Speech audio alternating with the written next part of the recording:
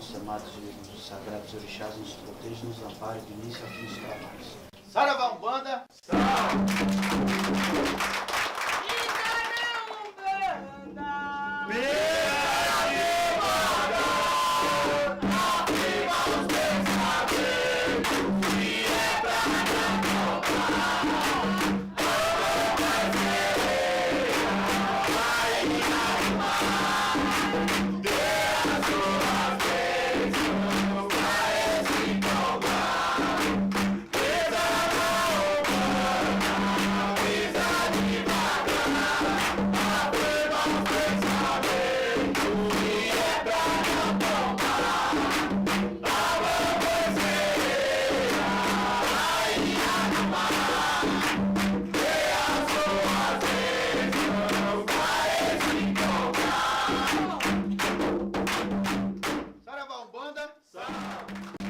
Umbanda é uma religião linda, fascinante, encantadora. A Umbanda é uma religião brasileira, fundada por um brasileiro, Zélio Fernandino de Moraes, no dia 15 de novembro de 1908. A Umbanda é uma religião que pratica única e exclusivamente o bem. Qualquer coisa diferente disso é um engano, não é Umbanda. Umbanda é uma religião, como o nosso irmão Alexandre Comino sempre diz, e nós repetimos aqui na nossa casa, é uma religião que só pode e deve se fazer o bem. É uma religião como as outras, tem seus sacramentos, tem seus fundamentos, sacramentos de batismo, casamento, fúnebre, tem os seus fundamentos, a sua liturgia. É uma religião linda de se viver, é uma religião para quem quer aprender, e, enfim, ela transforma. É uma religião que não está aqui para te massacrar, e sim para te transformar numa pessoa melhor. Vou abrir minha Jurema, vou abrir meu Jurema, vou abrir minha Jurema, vou abrir meu Jurema, com licença de botar eu sou maior, com licença de meu maior,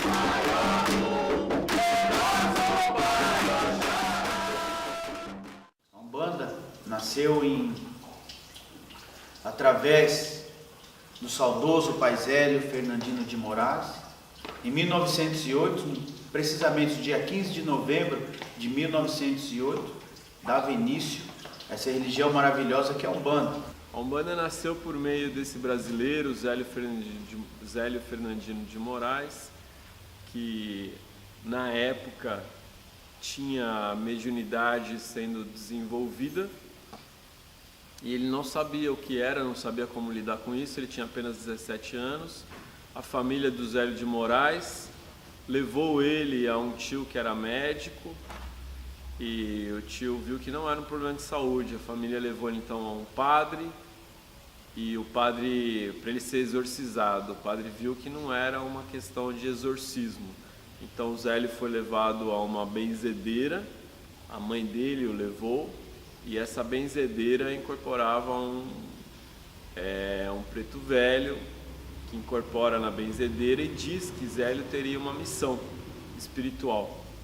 Então, logo a seguir, Zélio de Moraes foi levado à Recém-Federação Espírita de Niterói, no dia 15 de novembro de 1908, Zélio de Moraes compareceu a uma sessão espírita na Federação Espírita e lá dentro Zélio de Moraes incorporou um espírito que se identificou como aquele que foi em outra vida Frei Gabriel de Malagrida, mas que gostaria de se apresentar como caboclo das 7 encruzilhadas. Trazia uma ordem, fora jesuíta até aquele momento, chamava-se Gabriel Malagrida. Daquele instante, ele ia criar a lei de Umbanda, onde o preto e o caboclo pudessem manifestar. porque ele não estava de acordo com a Federação Kardecista, que não recebia pretos nem caboclos. Então, ali, Zélio de Moraes, incorporado do Caboclo das Sete Encruzilhadas, anunciou que vem para fundar a religião de Umbanda. No dia seguinte, na casa da família Moraes, o Caboclo das Sete Encruzilhadas incorpora e estabelece que naquela casa seria fundada a Tenda Espírita Nossa Senhora da Piedade. Essa religião que temos aí um pouco mais de 100 anos e vem fazendo, mostrando para as pessoas que ela só veio para fazer o bem, e através do Pai Zélio, a maioria dos templos de Umbanda se espera no trabalho do Pai Zélio Fernandino de Moraes e do Pai Caboclo das Sete Encruzilhadas. A religião de Umbanda nasce no momento que Zélio de Moraes, o Caboclo das Sete Encruzilhadas, o Preto Velho Pai Antônio, no momento que eles estabelecem o ritual de Umbanda. A religião nasce quando nasce o ritual.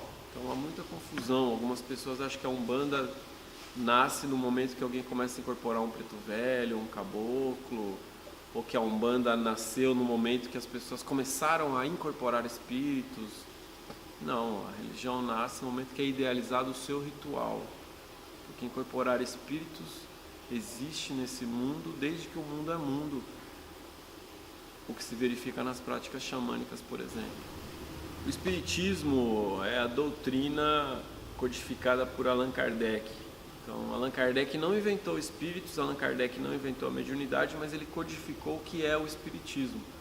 Então, ser espírita é seguir a doutrina de Kardec, seguir o código do Espiritismo. Esse código compreende 5 livros, que são o Livro dos Espíritos, o Livro dos Médiuns, o Evangelho segundo o Espiritismo, o Céu, o Inferno e a Gênese. Esses 5 livros são o código da doutrina espírita. A Umbanda é um outro segmento, a Umbanda é uma outra religião. Então, a Umbanda tem muito em comum com o Espiritismo, mas Umbanda não é Espiritismo. Ela pratica algo muito semelhante, que é a comunicação com os espíritos, a manifestação com os espíritos. No entanto, a Umbanda tem uma série de procedimentos e práticas que não estão de acordo com o Espiritismo. Por exemplo, a Umbanda é religião, quer ser religião, é uma religião brasileira, fundada por um brasileiro. E na Umbanda há o culto aos orixás, que são divindades que têm origem na cultura Nagô-Yorubá. Na Umbanda há altar, na Umbanda há imagens, na Umbanda há o uso de velas, de defumação, de magia. Na Umbanda há uma estrutura religiosa, ritualística e simbólica, o que você não vê no Espiritismo. Então, isso é uma característica básica, bem simples e fundamental entre Umbanda e Espiritismo. Então, Umbanda tem em comum com o Espiritismo a mediunidade e a manifestação de espíritos. Ponto. A Umbanda também tem em comum com o Candomblé, que é uma religião afro-brasileira, a mediunidade e a ligação com os orixás. Então, há semelhanças entre Umbanda e Espiritismo, há semelhanças entre Umbanda e o Candomblé. No entanto, o fato de haver semelhanças não torna igual, não faz com que seja a mesma coisa. A Umbanda guarda semelhanças com o catimbó, a Umbanda guarda semelhanças com o xamanismo, a Umbanda tem semelhanças com o catolicismo. No entanto, a Umbanda é uma religião brasileira, uma religião única, e a Umbanda tem fundamento próprio.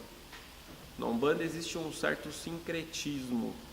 Sincretismo é a união de valores de diferentes culturas, formando um outro valor. No entanto, o grande sincretismo da Umbanda é um espelho do quanto a cultura brasileira também é sincrética.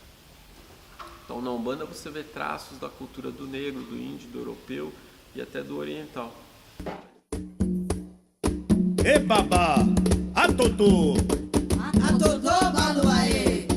Meu pai Oxalá é o rei, venha me valer. Meu pai Oxalá é o rei, venha me valer. Velho Omulu, atotô, baluaê. Na Umbanda há um sincretismo entre os orixás e os santos católicos, onde Jesus é cultuado ao lado de Oxalá por ter as mesmas qualidades. Ogum tem as qualidades de São Jorge, Oxóssi tem qualidades de São Sebastião, Ibeje tem qualidades de Cosme Damião, o Baluaê tem qualidades de São Lázaro, o Mulu tem qualidades de São Roque. Bem, nós vamos falar do sincretismo na Umbanda, é a referência de imagens que nós usamos do catolicismo aos orixás da Umbanda.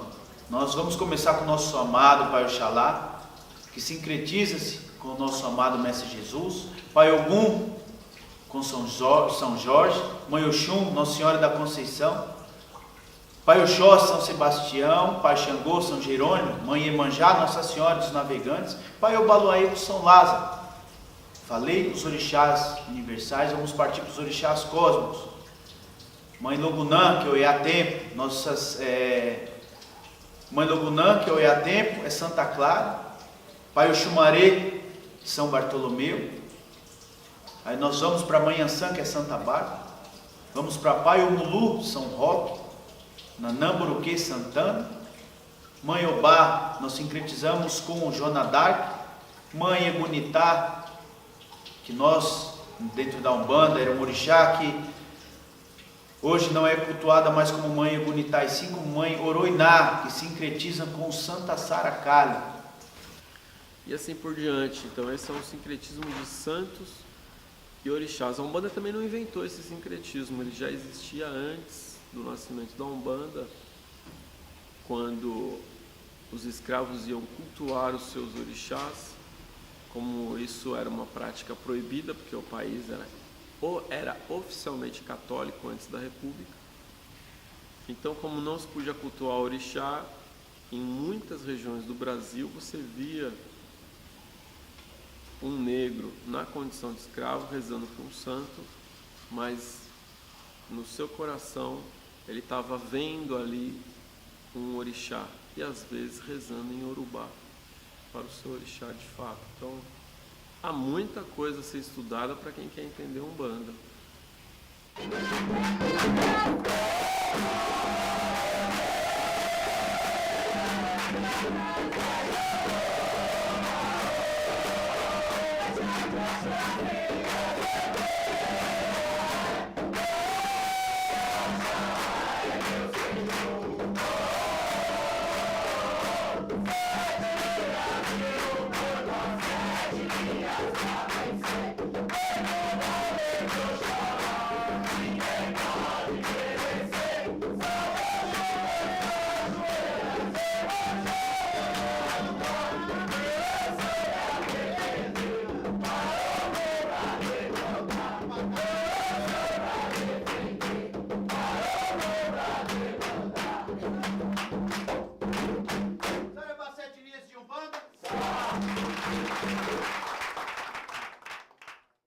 Explicam essas linhas por meio dos orixás, dizendo que é a linha, ou a vibração, ou a energia de Oxalá. E Logunã, a primeira, da fé.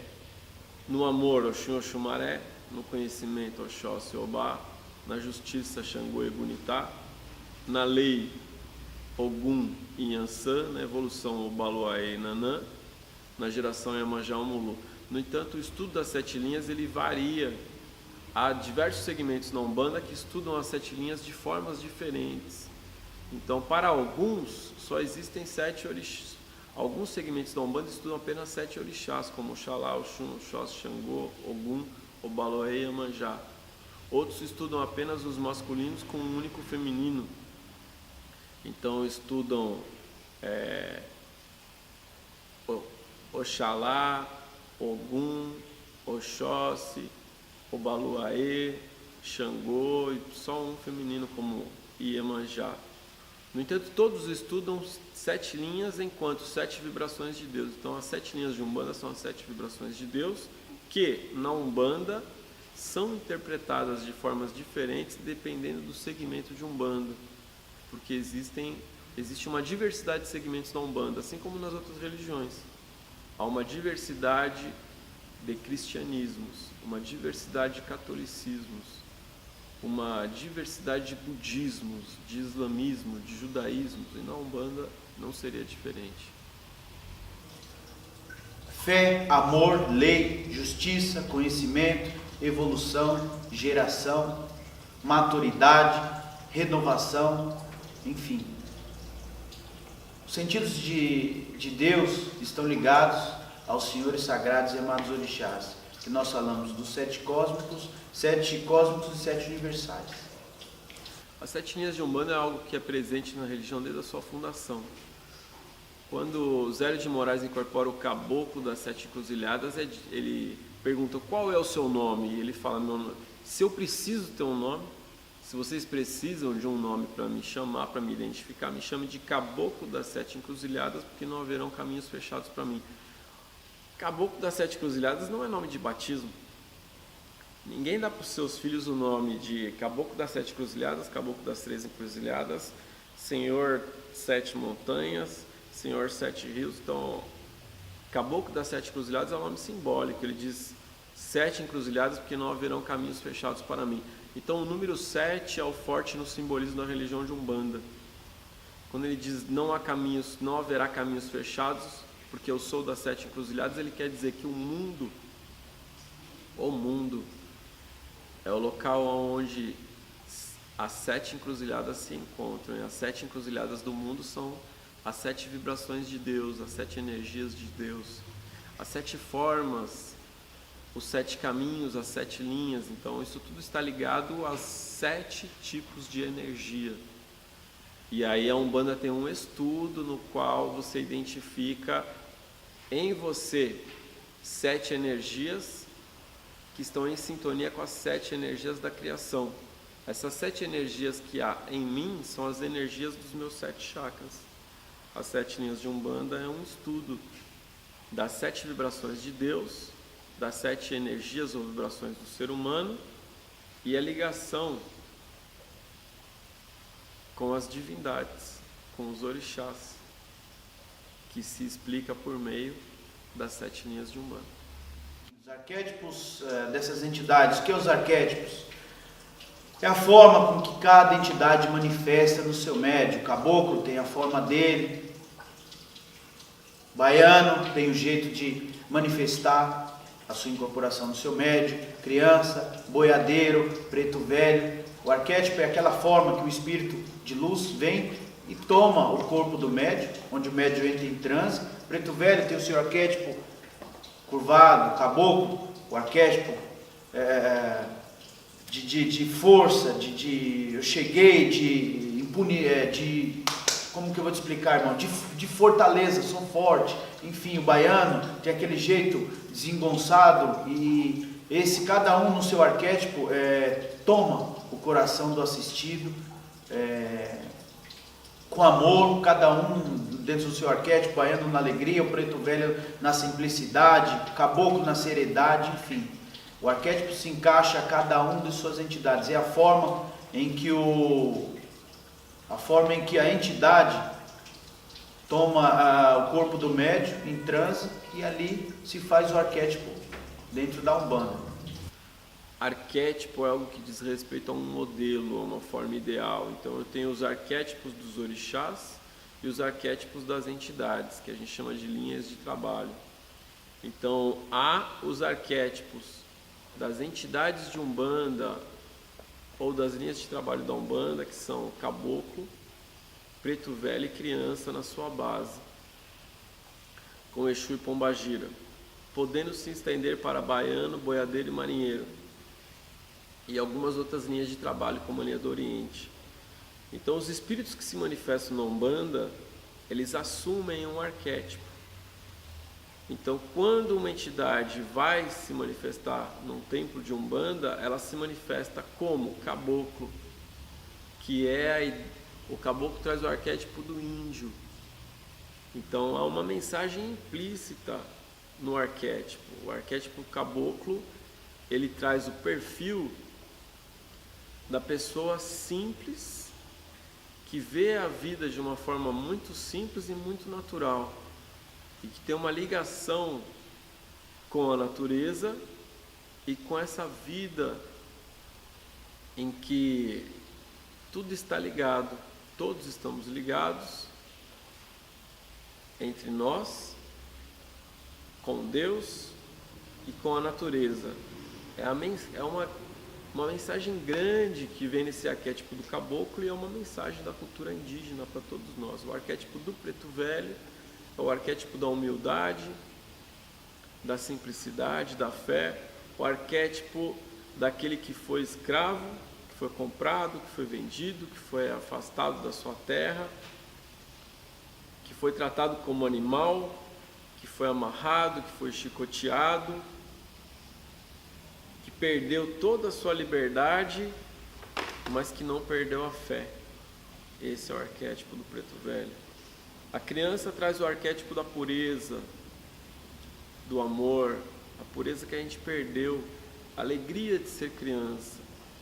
Então, assim, cada linha tem um arquétipo que traz um valor para as nossas vidas. Boa noite, meus irmãos. Sejam bem-vindos a mais um trabalho espiritual. Sejam bem-vindos à Sagrada Umbanda. A Umbanda é uma religião, portanto só pode e deve se fazer o bem. Esta noite nós vamos trabalhar com a linha dos senhores guardiões e guardiãs, que são os senhores Exus, senhoras Pombogiras, Exus Mirins, Pombogiras Mirins. E mais uma vez eu vou falar desse dogma que Exu tem chifre, tem rabo e é uma entidade que só vem nos trabalhos fazer o mal. E Pombogira só vem amarrar as pessoas, desfazer, trazer amor, desfazer, nada disso. São guardiões de luz que trabalham nas zonas umbralinas, meus irmãos. Qual é o trabalho desses nossos irmãos, guardiões, Exus, Pombogiras? Eles que fazem a limpeza no nosso plano físico. Que limpeza é essa? De todas as energias negativas que nós vibramos, principalmente causadas pelos nossos desequilíbrios emocionais. Então, essa hora que eles atuam, que eles nos limpam, que eles nos direcionam. Exu está aí para vitalidade, abrir o caminho. Pombogira é o poder realizador, ela que estimula todos os sentidos de Deus. Falar estimular, nossa, estimular não, estimula todos os sentidos de Deus. Quais são os sentidos de Deus? Amor, lei, justiça, fé e assim sucessivamente. Esse é o papel dela, né? De trabalhar esse lado em todos nós. Por isso que ela vem com aquele molejo, não é porque ela é da vida, não tem nada disso. Para ser um trabalho de esquerda, falou, um trabalho de esquerda, o trabalho de esquerda é pesado. Pesado quem faz o trabalho somos nós. O trabalho de esquerda é um trabalho maravilhoso, onde todos nós vamos tomar os nossos passes e ter as nossas consultas. Consulta essas que não são aquelas, meus irmãos, que falam assim, eu vou lá que o Exu e a Pombogira vai me falar tudo da minha vida, vai adivinhar. Eles não são adivinhos nem oráculos. O papel dessas entidades em nossas vidas, aqui no nosso plano terrestre, é nos encaminhar, nos abrir a nossa mente, nos tirar do caminho errado, nos tirar dos nossos devaneios, tá?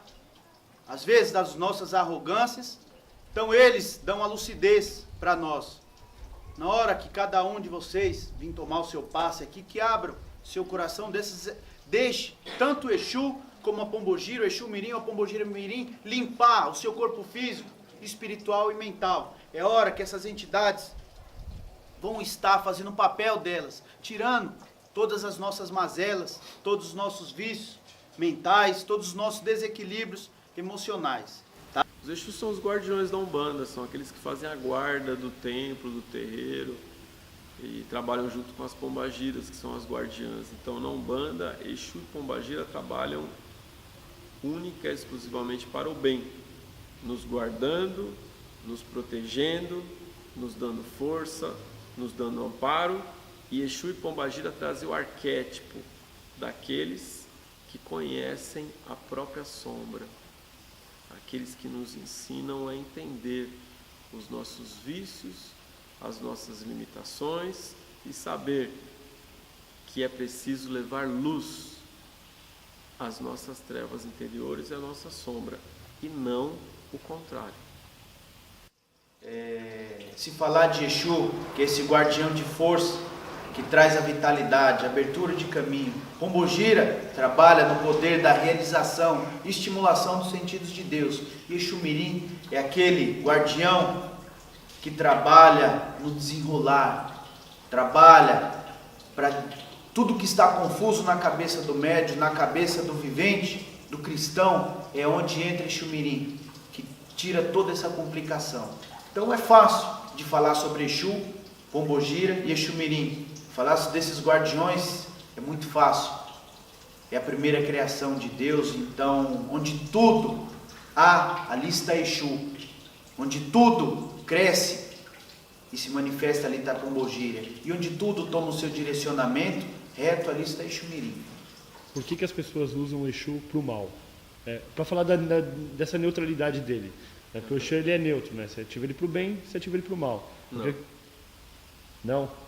A força, o mistério, o Exu pode ser assim, mas não a entidade incorporada em terra.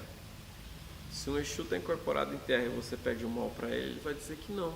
Estou no tempo de Umbanda, numa religião, estou aqui para praticar o bem, você quer o mal, você está no lugar errado.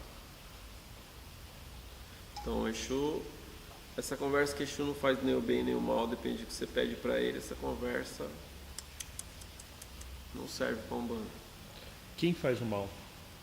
O homem. O homem faz o mal, o homem faz o bem. E nesse, por exemplo, nessas coisas das amarrações do amor, falam que usa o Exu, então necessariamente não é o Exu. Não, não é. São outros espíritos que usam o nome de Exu, porque o nome de Exu é popular. É aí que eu queria chegar. O nome de Exu, existe uma mística em torno do nome, da palavra Exu.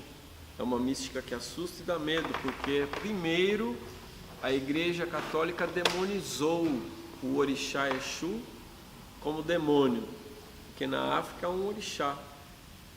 Na cultura afro-brasileira existe um orixá Exu, e esse orixá Exu é o orixá do vigor, da força, da vitalidade.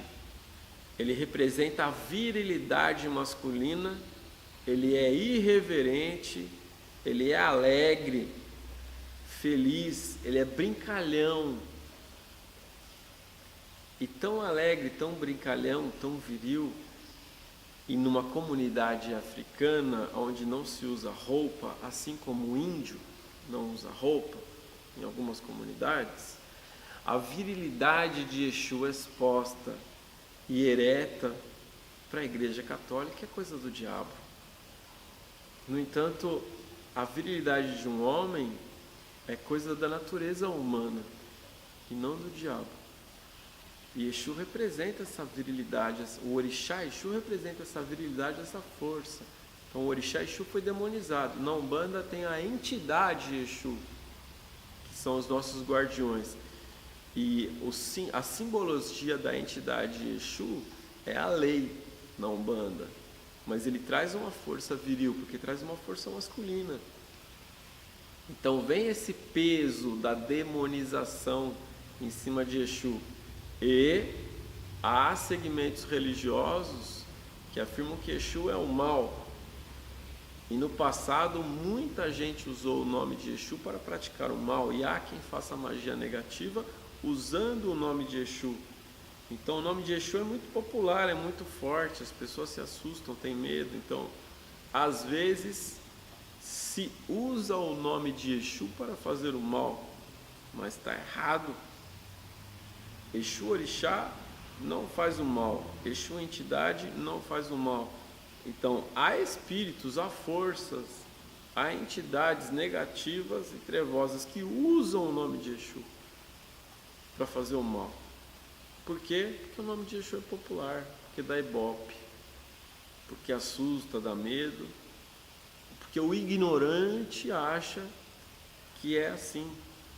E o problema todo começa pela ignorância humana, porque onde não há procura, não há oferta. Então, se tem oferta é porque tem procura. Se tem gente oferecendo prestação de serviço de magia negativa, de práticas de magia para fazer o mal, É porque há procura.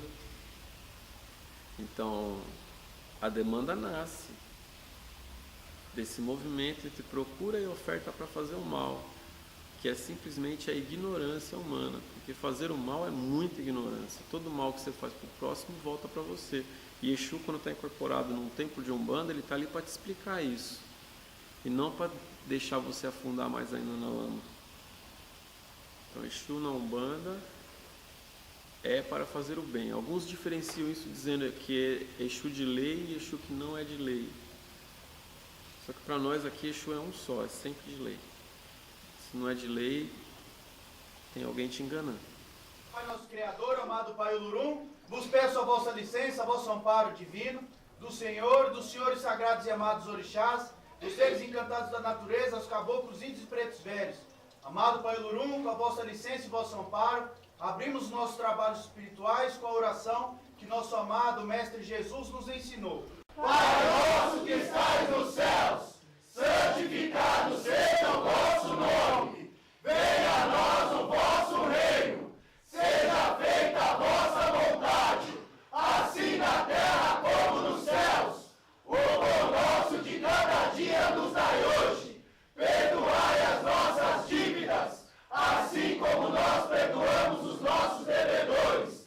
E não os deixeis cair em tentações, mas livrai-nos do mal, porque o teu reino, o poder e a glória, para todos sempre, que assim seja e assim será. Graças a Deus. Salve, Umbanda! Deus é o mesmo. Primeiro a gente tem que entender o que é Deus, quem é Deus. Deus é o Criador de tudo e de todos. Deus é uma força única e original de tudo. Deus é a fonte original de toda a criação. Quantas e quais religiões acreditam nisso? Então, o catolicismo acredita nisso, o Islã acredita nisso, o judaísmo acredita nisso, boa parte do hinduísmo acredita nisso, a Umbanda acredita nisso, o Candomblé acredita nisso. No entanto, todas essas religiões acreditam no mesmo Deus. No entanto, são religiões diferentes. Então, elas creem no mesmo Deus, mas esse mesmo Deus possui nomes diferentes. Esse mesmo Deus se apresenta de formas diferentes. Como poderia Deus, o Criador de tudo e de todos, ser entendido por alguém que mora num deserto árabe, seco, sem água? Como é que a pessoa que está lá no deserto vai entender Deus da mesma forma que o índio, que está no meio da floresta amazônica, rica em abundância, em água, em tudo? Então, o índio que está no meio da floresta, ele entende que Deus, o Criador, fez um mundo lindo, maravilhoso, encantador, farto. E o homem que está no deserto entende que Deus é alguém muito duro. Fez um mundo seco, com pouca água, com rigidez. E aí você tem uma questão de época também. Você tem quem é Deus, o ser único, na visão de Abraão, de Moisés, de Cristo. E aí você tem o Deus do Velho Testamento, o Deus do Novo Testamento, o Deus do Alcorão, o Deus do Bhagavad Gita, o Deus do Zen de Avesta. Então todos estão dizendo, não, esse é o ser único, o Criador. Então ótimo, só tem um. Mas nós é que vemos a Deus de formas diferentes. Então o muçulmano vai dizer é Alá, o judeu vai dizer podemos chamá-lo de Adonai, o cristão vai dizer é Deus, o índio vai falar é Tupã, o hinduísmo vai dizer é Brahman, a Umbanda chama Deus de Olorum ou de Zambi, às vezes de Tupã.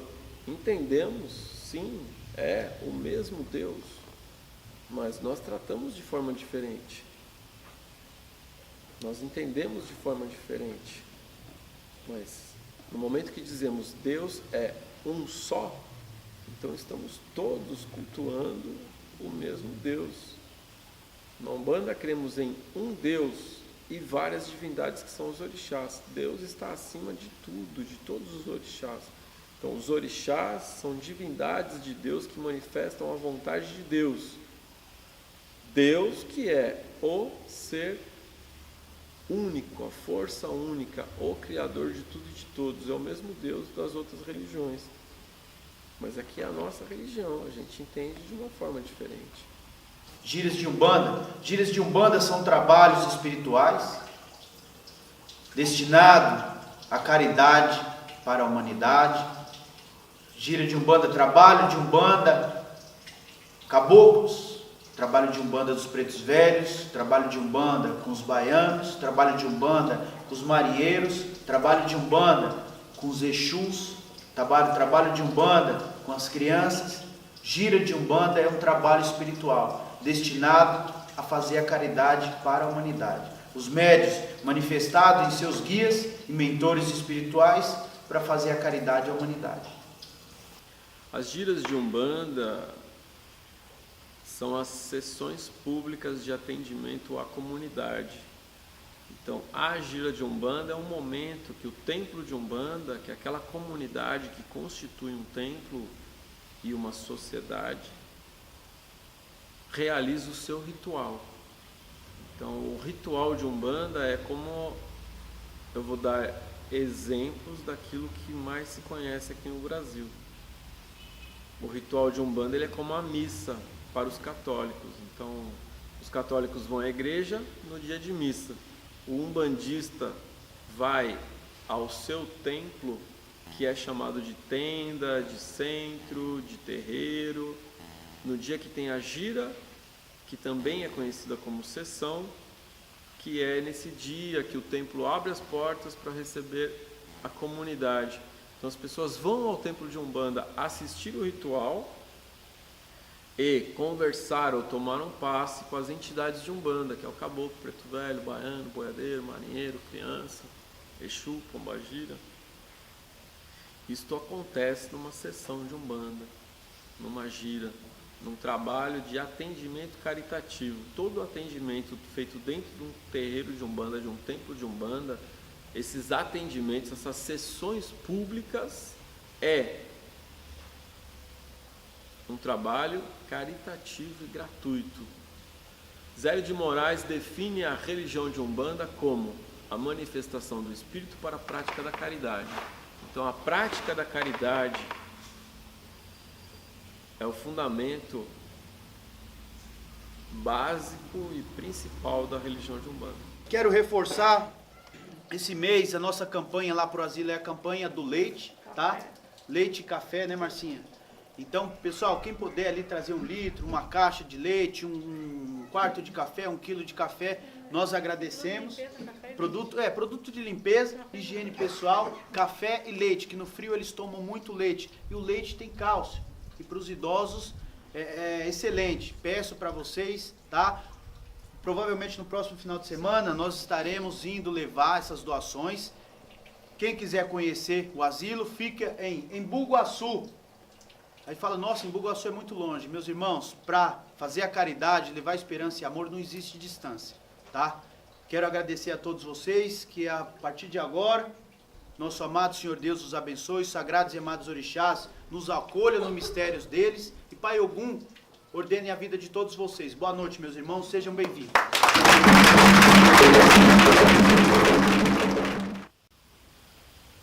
Dogma.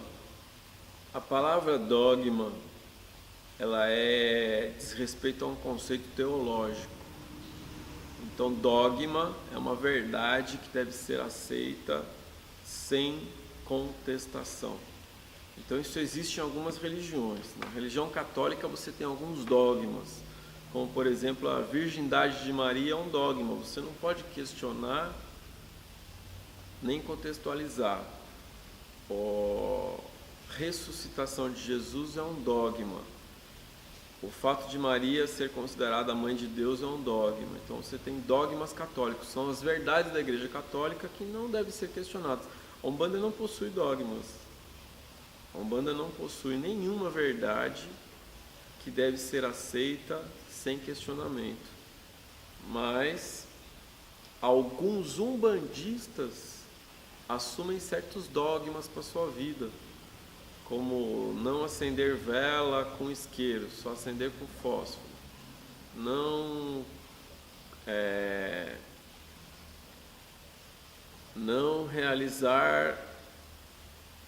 colocar banho de erva na cabeça, por exemplo, não acender vela para Exu em tal lugar. Então, quando alguém tem que acreditar em alguma coisa sem uma explicação, isso é um dogma. A Umbanda não tem dogmas. Dentro dessa limitação, meus irmãos, da inteligência humana, se cria esses dogmas, como eu falei, que Exu tem chifre e rabo, Pombogira é mulher da vida. Como eu posso acender uma vela dentro de casa? Posso tomar meu banho tal hora? Enfim, todos esses dogmas são colocados e criam certos cânceres dentro da humanidade, dentro das religiões. Você falar que você não pode acender uma vela dentro de casa, você pode e deve acender uma vela para o seu anjo da guarda, a vela para o seu guia, para o seu mentor espiritual. Agora, você só não pode acender uma vela dentro de casa se for para os guardiões que cuidam do lado externo das residências e principalmente das casas espirituais. Você pode falar do dogma sobre banhos, chás, meu irmão, tudo feito com amor, consciência, sobre um banho, sobre um chá. Para isso nós estamos desvendando esses mistérios, para isso a Umbanda vem explicando, desmanchando esses dogmas que as outras religiões colocaram dentro dessa nossa religião maravilhosa que é a Umbanda. Então, se alguém diz para eu não pôr banho de erva na cabeça, tem que explicar. Se alguém diz para eu não acender uma vela com isqueiro, tem que explicar. Se alguém diz que a vela de Exu tem que estar dentro ou fora de casa, tem que explicar por quê. Então, tudo na Umbanda tem uma explicação e uma razão de ser. Não há dogmas na Umbanda. Também não há tabu na Umbanda. Tabu é uma palavra que descreve um assunto interditado, aquilo que não pode ser dito, que não pode ser falado, que não pode ser comentado. Isso é um tabu. A Umbanda não possui tabu. A Umbanda também não possui preconceito de forma nenhuma. Então, a Umbanda é uma religião livre e aberta e é uma religião que deve acompanhar a evolução da humanidade. Conforme a humanidade evolui nos seus conceitos, conforme a humanidade se transforma nos seus valores, a Umbanda acompanha essa transformação, essa mudança e essa evolução. A Umbanda é uma religião em constante transformação também, assim como o ser humano. Entrei na cachoeira, deixei a água me banhar, energias me envolveram, vi Exu se aproximar, a magia tomou forma, sua beleza me encantou, com uma coroa de lírios, sorrindo ela me batizou. Bem, falar de oferenda na Umbanda é muito simples. Oferenda é a forma que você mostra a sua fé, que você oferenda com frutas, flores, com a sua fé. Você faz essa oferenda aos orixás, oferenda às suas entidades, aos seus mentores. Da mesma forma, eu tenho uma forma prática de explicar. Todo mundo fala, mas a entidade vai vir, vai comer. Não é questão que ela vai vir e vai comer aquilo, não tem nada a ver. Da mesma forma, seu corpo se alimenta do quê? Você não oferenda seu corpo com as comidas, com fruta, feijão, arroz, carne.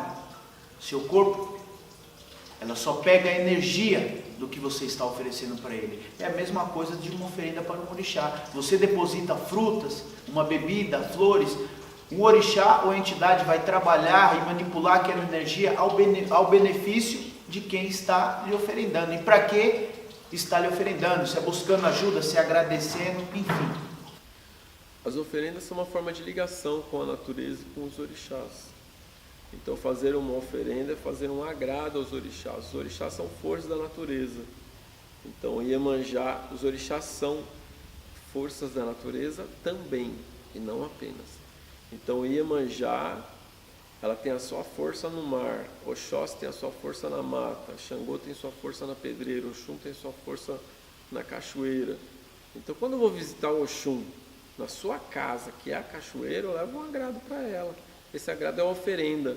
Quando eu entrego a oferenda para o Oxum, a oferenda está nas minhas mãos. Oferenda de Umbanda são flores, frutas, ervas, velas e bebidas. Essa é a oferenda de Umbanda. Então quando eu ofereço algo para Oxum, eu vou na casa de Oxum, ali eu me ajoelho, ali eu rezo, eu evoco Oxum, chamo a sua presença e lhe ofereço algo. No momento que ela recebe, as mãos dela tocam as minhas mãos, porque eu ofereci algo e ela veio receber. Então no momento que ela recebe a minha oferenda, eu sou tocado por Oxum. Essa é uma boa razão para fazer uma oferenda. Essas são as oferendas aos orixás.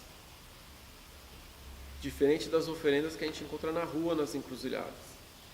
Então, na rua e na encruzilhada, é possível fazer oferendas para Exu e para Pombagira. Na Umbanda, mesmo quando se faz uma oferenda na rua, na encruzilhada, essa oferenda é feita para pedir o bem, para pedir proteção, para pedir força. No entanto, cada vez mais, a gente vem pedindo para que as oferendas sejam feitas em locais adequados. Então existe o Santuário Nacional da Umbanda aqui em São Paulo, existe o Vale dos Orixás também aqui em São Paulo, o santuário fica em São Paulo e em Santo André.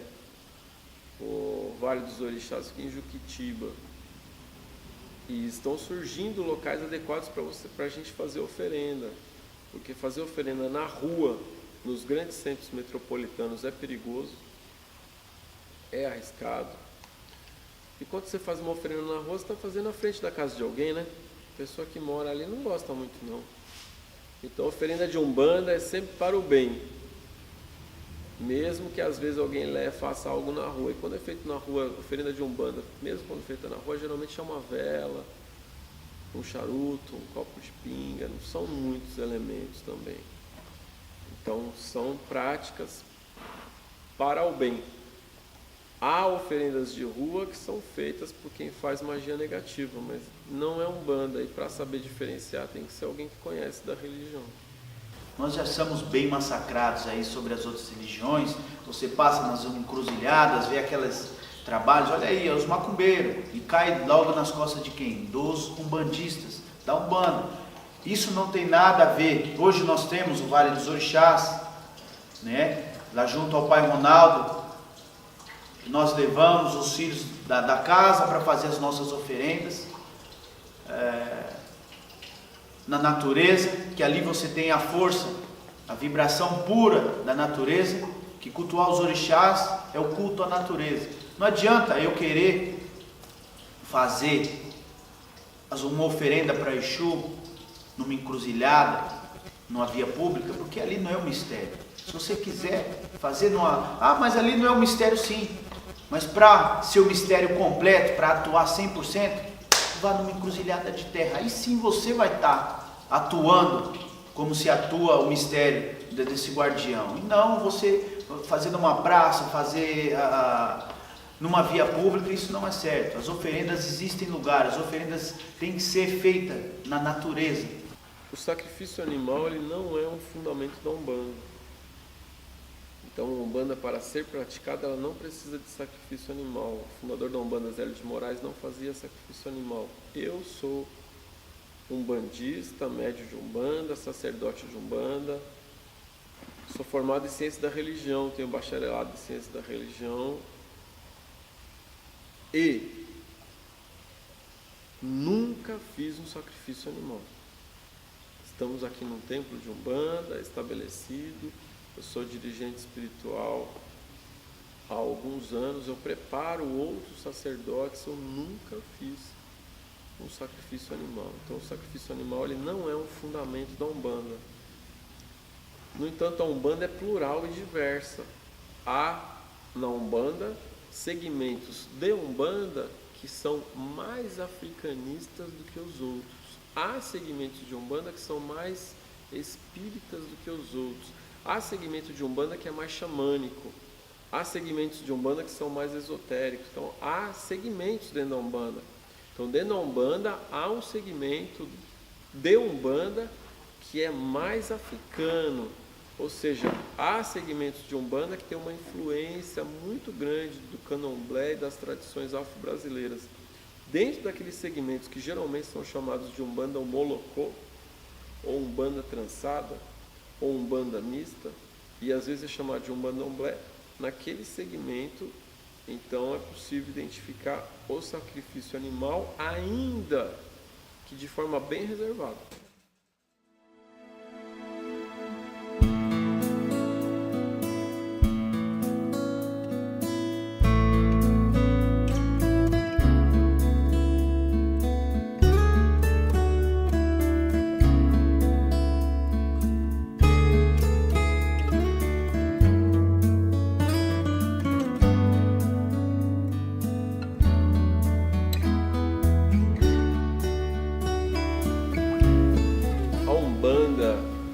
Religião libertadora.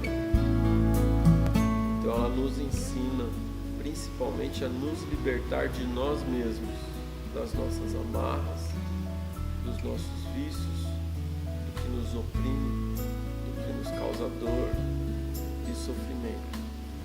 E nesse caminho, a doutrina de Umbanda é: seja feliz, encontre a sua felicidade.